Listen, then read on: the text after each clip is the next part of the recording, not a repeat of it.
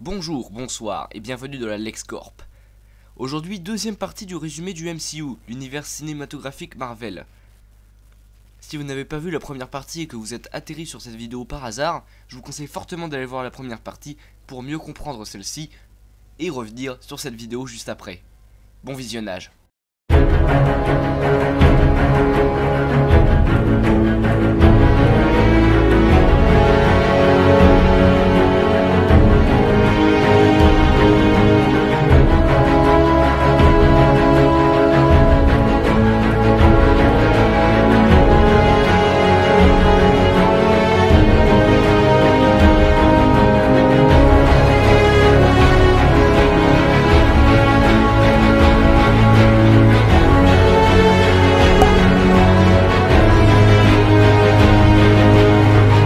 Après la bataille, Tony Stark concentre la majorité de son temps libre à créer de nouvelles armures, ce qui est vivement critiqué par Pepper.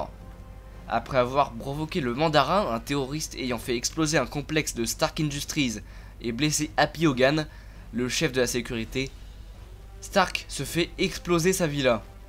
Il arrive à s'échapper et découvre l'existence du projet Extremis, un traitement qui à la base devait guérir les personnes souffrant de mutilation, mais découvre que l'Extremis est instable et parfois, les patients peuvent exploser.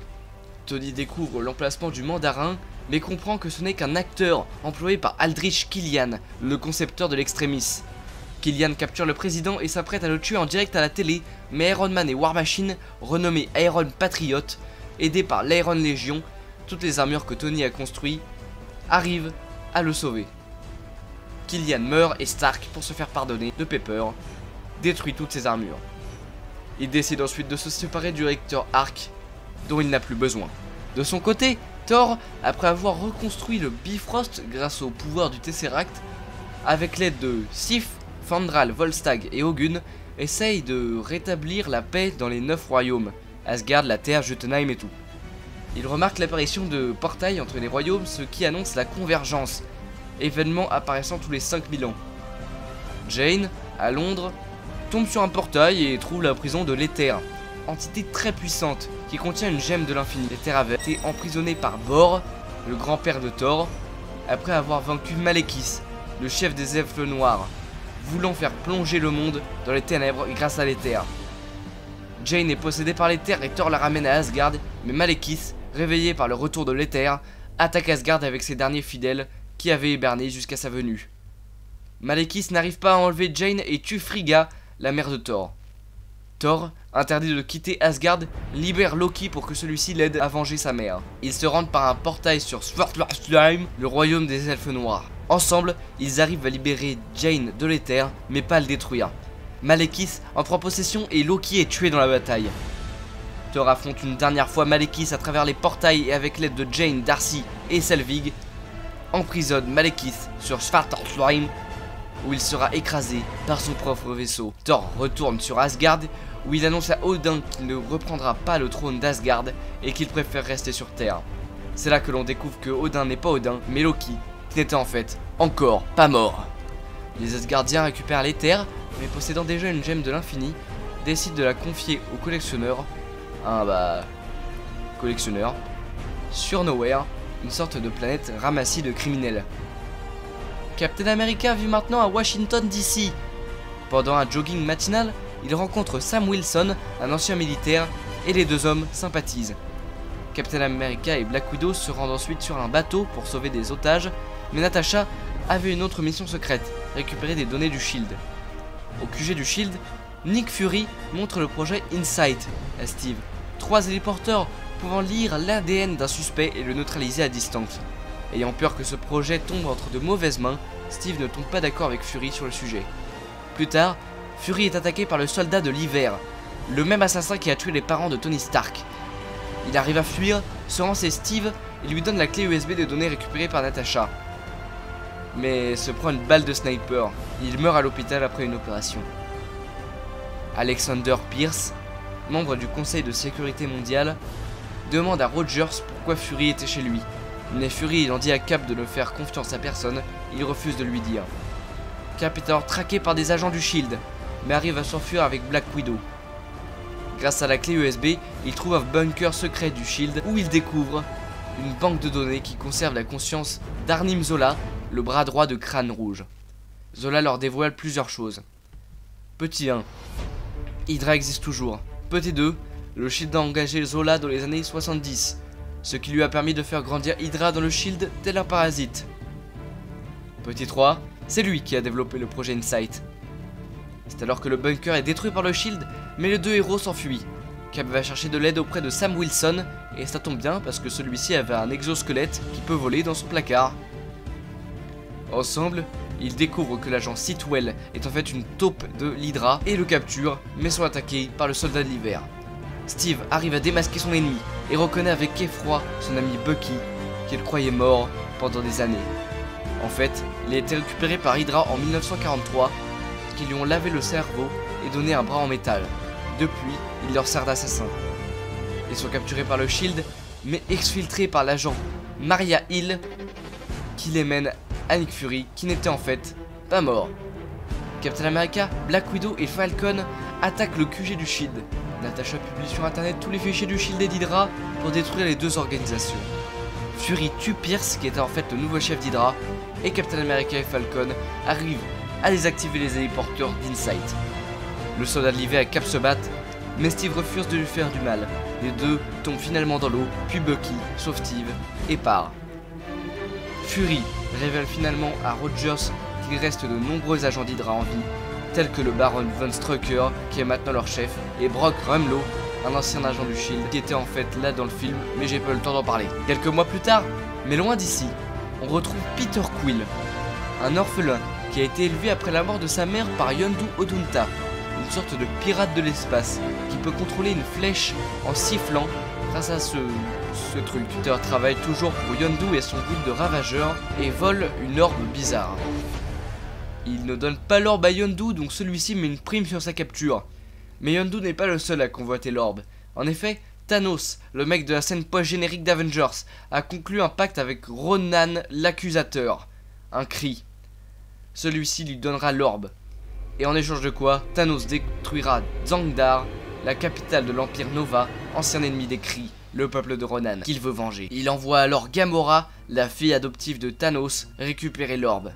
Gamora attaque Quill, qui veut se faire appeler Star-Lord, mais ça ne prend pas trop, en même temps que deux chasseurs de primes, Rocket, un raton laveur génétiquement modifié, et Groot, une espèce d'arbre, pendant que Quill essaie de vendre l'orbe sur Xandar. Les Nova Corps, les flics de Xandar, interviennent et les arrêtent tous. En prison, il rencontre Drax le Destructeur, désireux de se venger de Ronan, car celui-ci a tué sa femme et sa fille. Drax s'en prend alors à Gamora, mais celle-ci avoue qu'elle ne veut pas que Ronan récupère l'orbe et veut le trahir. Thanos et l'autre engueulent Ronan car il n'a toujours pas l'orbe, et Ronan tue l'autre de rage. Peter, Gamora, Rocket, Groot et Drax s'échappent de la prison dans le Milan, le vaisseau de Star-Lord. Gamora veut vendre l'orbe au collectionneur sur Nowhere, et celui-ci leur révèle que l'orbe est en vérité une gemme de l'infini. Drax, bourré, envoie un message provocateur à Ronan, qui se rend sur Nowhere avec Nebula, la sœur adoptive de Gamora, qui arrive à récupérer l'orbe. Les 5 protagonistes sont alors récupérés par Yondu, avec lequel il conclut une trêve en disant à Yondu qu'ils lui donneront l'orbe dès qu'ils l'auront. Ronan, de son côté, trahit Thanos en enfonçant l'orbe dans son marteau et part détruire Xandar. Au cours d'une bataille épique, Groot se sacrifie pour sauver ses amis et Peter, Gamora, Rocket et Drax détruisent Ronan en récupérant l'orbe et en la maniant ensemble.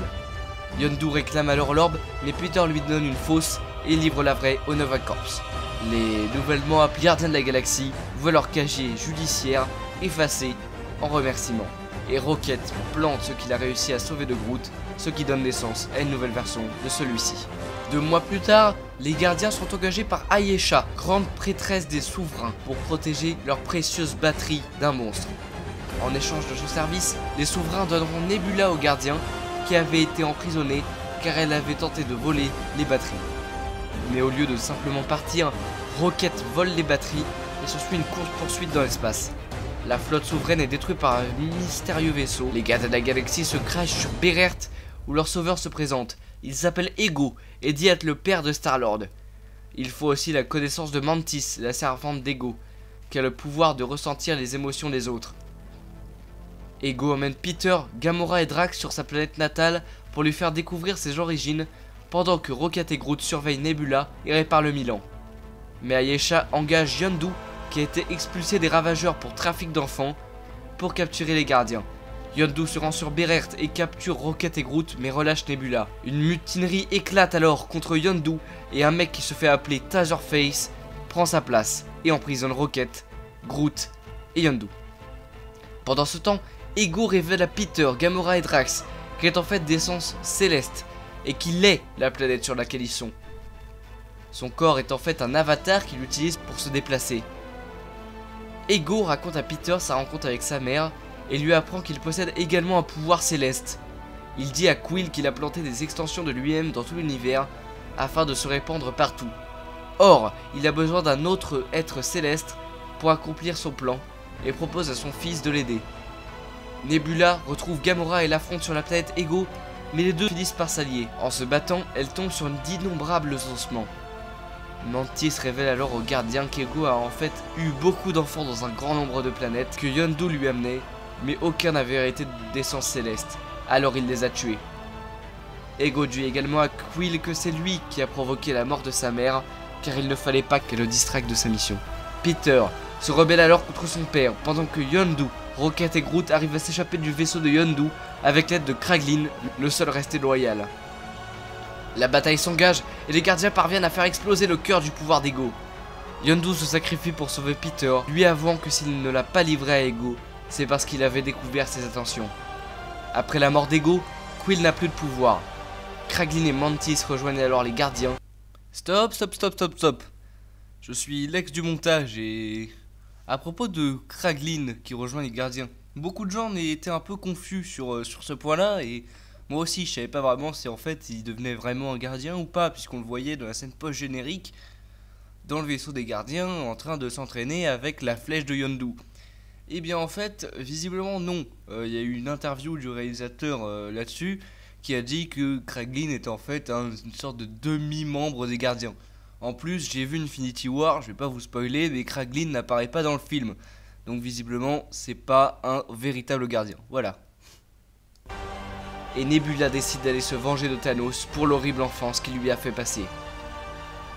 Grâce à son sacrifice, Yondu retrouve son honneur auprès des Ravageurs et Peter reconnaît qu'il était le père qu'il n'a jamais eu.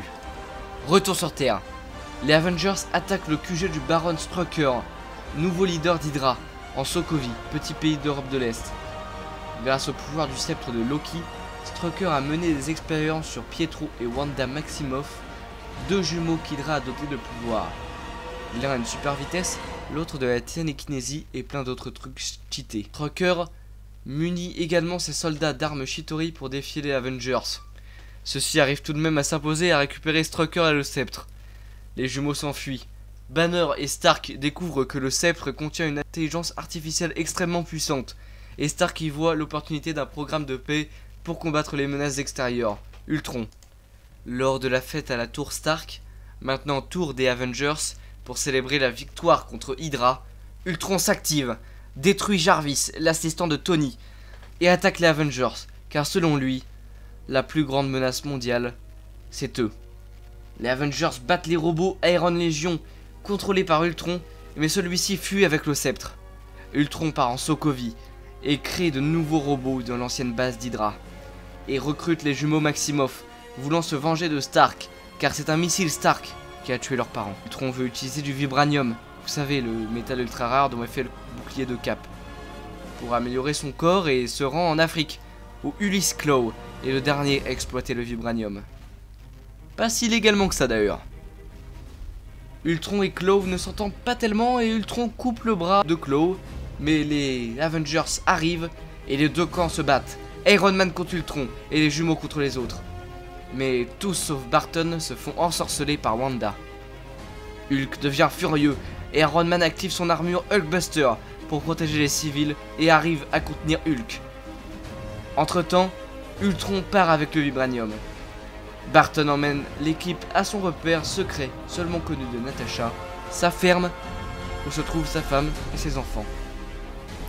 Thor part essayer de reproduire les visions données par Wanda pour voir s'il peut en tirer des informations avec l'aide du Dr Selvig. Ultron se rend à Séoul, au laboratoire du Dr Cho, originellement allié des Avengers, pour que celle-ci améliore son corps avec le vibranium et la pierre contenue dans le sceptre. Gemme de l'infini 4. Rogers, Barton et Romanoff vont affronter Ultron à Séoul et Stark essaye d'analyser sa stratégie à distance. Les Avengers récupèrent le nouveau corps d'Ultron dans lequel sa conscience n'a pas encore été transférée et les Maximoff changent finalement de camp. Ultron parvient malgré tout à capturer Romanoff. Tony Stark veut reproduire le plan d'Ultron contre lui en utilisant le corps, mais tous les autres le contredisent. Thor, convaincu par ses visions, active lui-même avec sa foudre le corps.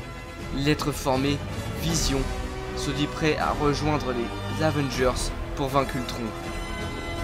Ultron lance la bataille finale du film Han Sokovie, où il a créé une sorte de pilier pour soulever la ville qui s'écrasera sur Terre et tuera tout le monde. Ouais. Banner libère Romanoff, mais Ultron, grâce à son nouveau corps, sans pierre mais tout de même en vibranium, et aidé de son armée, dépasse les héros. C'est alors que War Machine rejoint la bataille, et que Nick Fury arrive avec le vieil héliporteur du Shield. Les Avengers font évacuer la ville, mais Pietro Maximoff se sacrifie pour sauver Clint Barton. Folle de rage, Wanda libère son véritable potentiel et arrache le cœur de métal d'Ultron. Iron Man et Thor font alors surcharger le pilier, ce qui provoque la destruction de la ville. Hulk est porté disparu après avoir pris le Quinjet, le vaisseau des Avengers, vers on sait pas trop où, pour ne plus nuire à personne. Ultron revient sous la forme d'un vieux robot tout cabossé, et Vision fait le choix de le détruire. Thor repart finalement enquêter sur les pierres d'infinité, et les Avengers recrutent War Machine, Vision, Scarlet Witch, Wanda, et Sam Wilson, Falcon. Et voilà, c'est la fin de la deuxième partie du résumé du MCU. J'espère qu'elle vous aura plu, et on se retrouve très bientôt pour la suite et fin de ce résumé. Ça devrait arriver demain ou après-demain au pire. Voilà, j'espère que je ne vais pas mettre trop de temps à le faire. C'est quand même beaucoup de travail pour faire les 3 vidéos. Donc mettez un pouce bleu si vous avez apprécié la vidéo, ce serait vraiment sympathique. Partagez la vidéo si vous pouvez sur les réseaux sociaux. C'est super important et ça me permettrait de gagner un maximum de visibilité, un maximum d'abonnés, oui. Et puis abonnez-vous si ce n'est pas déjà fait. Et on se retrouve très bientôt, comme je l'ai déjà dit, pour la suite et fin de ce résumé. Salut!